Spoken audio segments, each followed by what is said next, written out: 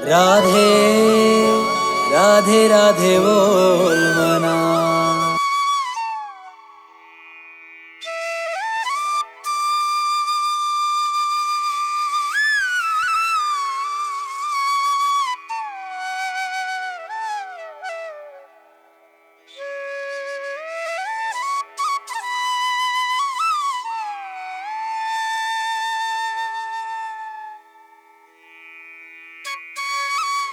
Hello everyone, welcome back to my channel Sneham blogs. I hope कि आप लोग अच्छे होंगे, मस्त होंगे और स्वस्थ होंगे।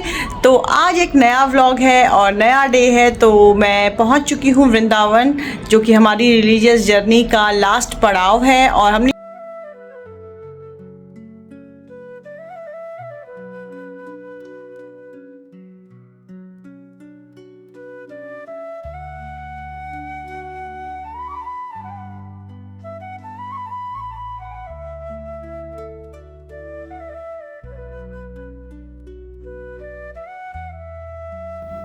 तो फ्रेंड्स, हम निकल चुके हैं अब होटल से और आज हम आप लोगों को लेके जाने वाले हैं एक ऐसी जगह पे जो है रहस्यमय स्थान और जहां रात को कोई नहीं रुकता। क्या आप लोग समझ गए हैं? हाँ जी, हम बात कर रहे हैं निधिवन की, श्री कृष्ण की लीला स्थली और एक ऐसा स्थान जो आज भी रहस्य का स्थल बना हुआ है। निधिवन वृंदावन में स्थित है और वृंदा का मतलब होता है तुलसी और वन का मतलब होता है स्थान, यानी कि तुलसी का स्थान। तो यहाँ पे आपको बहुत सारे तुलसी के पेड़ देखने मिलेंगे और ये माना जाता है कि भगवान हर रात यहाँ पर रास रचाने आते हैं। और सच बता रही हूँ मैं आपको, यहाँ के लोगों का ये विश्वास अभी तक अटल है। तो हम पहुँच चुके हैं निधिवन। अब चलिए चलते हैं अंदर और देखते हैं आज हमको यहाँ क्या क्या देखने मिलेगा। राधे। और गाइज, आप देख सकते हैं कि कितनी भयानक भीड़ है यहाँ। बहुत भीड़ थी आज निधिवन में। आप अंदर देखेंगे तो एकदम बिल्कुल रेला पेला पड़ा हुआ है और हम लोग भी पहुँच गए हैं। और पहले जब मैं लास्ट टाइम आई थी ना, तो इसके ऊपर से ये ऐसे छप्पर नहीं लगाया हुआ था। इस बार सारा कवर कर दिया है और यहाँ पे आपको लगभग 1600 तुलसी के पेड़ देखने को मिलेंगे। और सबसे खास बात यह है कि कोई भी पेड़ सीधा नहीं है, सब टेढ़ी मेढ़ी स्थिति में है, यानी कि ऐसा लगता है जैसे ये सब लोग अभी नृत्य कर रहे हैं। और ये देख सकते हैं यहाँ पे आप तुलसी जी को कितनी हरी भरी है ना। और कहना है यहाँ का कि कभी भी यहाँ की तुलसी सूखती नहीं है, ये हमेशा हरी भरी रहती है, चाहे गर्मी हो, जाड़ा हो या बरसात हो। ये आप देख सकते हैं कि गहरा कुआं टाइप का दिख रहा है जिसमें लोगों ने कॉइन्स डाले हुए हैं। तो लोगों का मानना ये है कि यहाँ पे अगर कोई मनोकामना मांगो ना तो वो पूरी हो जाती है। और ये सारे पेड़ जो है ना, वो आपस में एक दूसरे से शाखाएं जुड़ी हुई हैं। तो चलिए हम भी मंदिर के अंदर चलते हैं और आशीर्वाद ले लेते हैं।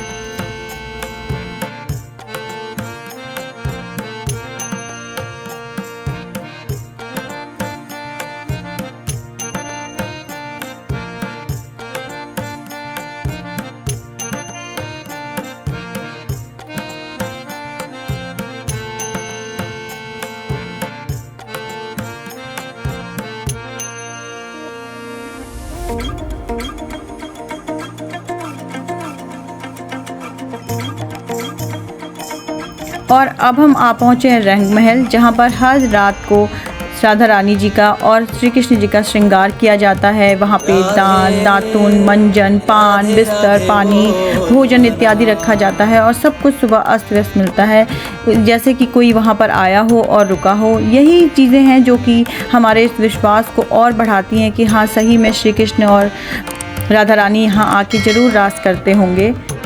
मैंने भी चढ़ाया राधा रानी को श्रृंगार का सामान और वहाँ से मुझे पुजारी जी ने दिया चूड़ियाँ, मेहंदी और सिंदूर, जो कि मैं अपने साथ प्रसाद के फॉर्म में लेके जा रही हूँ।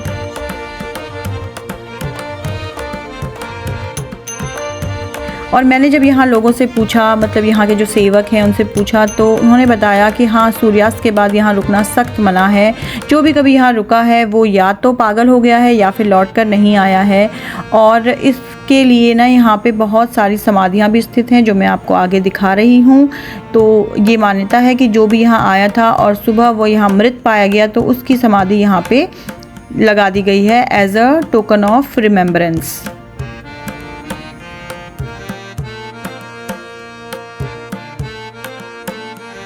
तो निधिवन अब हमने पूरा घूम लिया है और अब हम आ गए हैं बाहर। तो चलिए चलते हैं और आगे देखते हैं कि वृंदावन में हम और क्या क्या जगह घूम पाएंगे आज।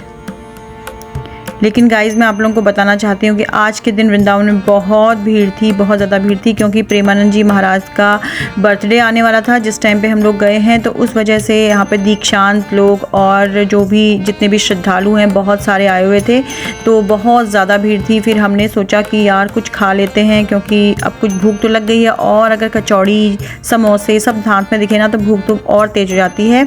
तो हम लोग फिर यहाँ पहुँच गए थे चौपाटी। तो चलिए हमें चौपाटी में कुछ खाते हैं, टिक्की विक्की खा लेते हैं और उसके बाद आगे बढ़ेंगे।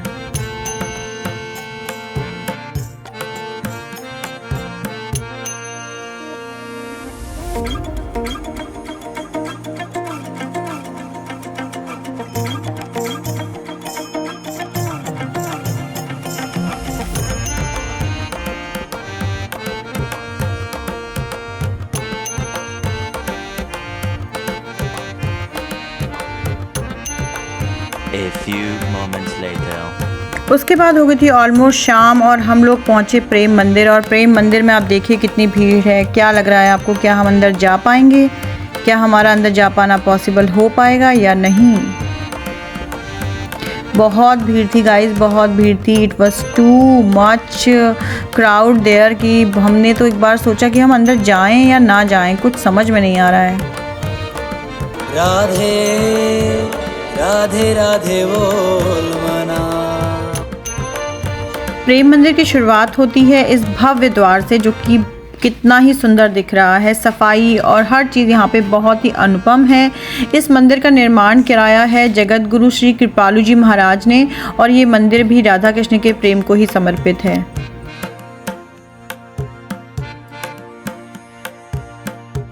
राधे राधे राधे बोल मना। पूरे मंदिर को इटालियन वाइट मार्बल से बनाया गया है, और हर एक झरोका, हर एक मूर्ति इतनी फाइनली कार्व की गई है कि जैसे लगता है कि मूर्तियां जिंदा हो जाएंगी, यानी कि उसमें जीवंत स्वरूप नजर आता है।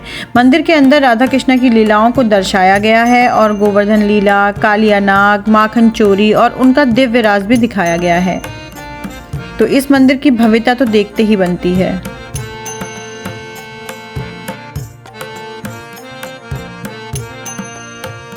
मंदिर की खूबसूरती देखने के बाद चलिए अब हम चलते हैं और देखते हैं म्यूजिकल फाउंटेन शो, जो कि इसकी खूबसूरती को चार चांद लगा देता है।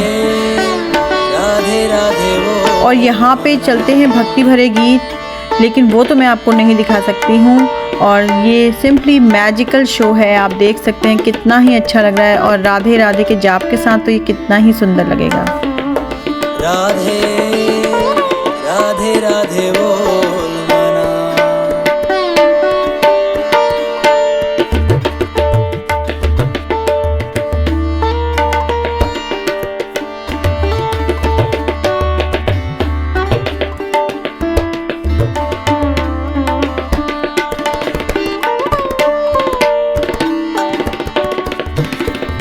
इस शो को एंजॉय करने के बाद हम वहाँ से निकल आए, और मैं आपको साथ के साथ दिखाते जा रही हूँ जगत गुरु कृपालु महाराज का ये आश्रम बाहर से, जिन्होंने ही प्रेम मंदिर बनाया है। और इन्होंने यहाँ पे बहुत सारे चिकित्सालय और स्कूल्स ये सभी बनवाए हैं। तो चलिए अब हम चलते हैं घर, और मैं आप लोगों से मिलूंगी कल सुबह जब हम जाएंगे नीम करोड़ी महाराज जी के दर्शन करने के लिए उनके समाधि स्थल पर।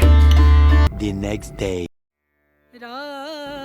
तो अब हम पहुंच गए हैं बाबा जी के आश्रम में, और सबसे पहले करेंगे हम हनुमान जी के दर्शन।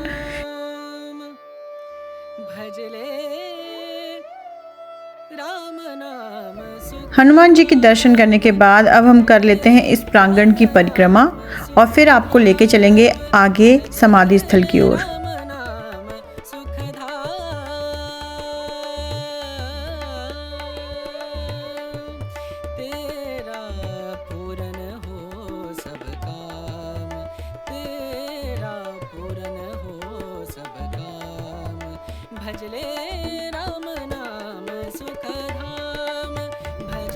तो चलिए अब हम चलते हैं आगे, और इस प्रांगण में इस साइड पे कार्यालय हैं और ऑफिसेस हैं छोटे छोटे अलग अलग कामों के लिए, और ये है समाधि स्थल। और समाधि स्थल के उधर साइड आप देख सकते हैं रूम्स बने हुए हैं। तो अगर आप टाइमली आ जाते हैं तो यहाँ पे आके आप स्टे भी कर सकते हैं और बाबा जी का सानिध्य प्राप्त कर सकते हैं। और ये हैं बाबा जी नीम करोड़ी महाराज की जय।